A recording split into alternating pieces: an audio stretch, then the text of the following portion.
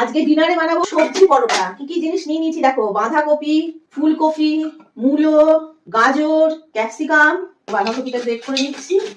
সব সবজি দেওয়া হয়ে গেল। 2 কোয়া রসুন আমি এর মধ্যে গ্রেট করে দেবো, একটু আদা গ্রেট করবো। আমি এখানে 2টো কাঁচা লঙ্কা দিচ্ছি। পেঁয়াজ এই আধা আছে, এটাকে কুচি করে দিয়ে দিচ্ছি। এবারে দেবো ধনে পাতা, নুন দিচ্ছি, জোয়ান হাতে এনে ঘষে নিয়ে দিয়ে দিলাম। এবারে এর মধ্যে দিচ্ছি আটা, সাদা তেল দিচ্ছি সামান্য পরিমাণে, ব্যাস। ফার্স্টে আমি শুধু মাখার চেষ্টা করবো, কেননা নুন দেওয়ার পরে সবজি থেকে জল বেরোয়। হালকা জল দিয়ে দিয়ে মাখবো এটাকে। একেবারেই প্রথমে বেশি জল দিয়ে দিলে কিন্তু মুশকিল হবে। হাতে সামান্য একটু তেল নিয়ে উপর থেকে এমনি করে মাখিয়ে নিয়ে ঢেকে রেখে দেবো আধা ঘন্টার জন্য। আধা ঘন্টা হয়ে গেছে।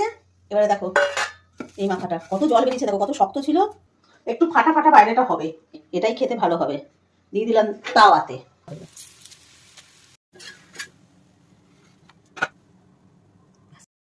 বল এবারে খেয়ে কেমন লাগছে।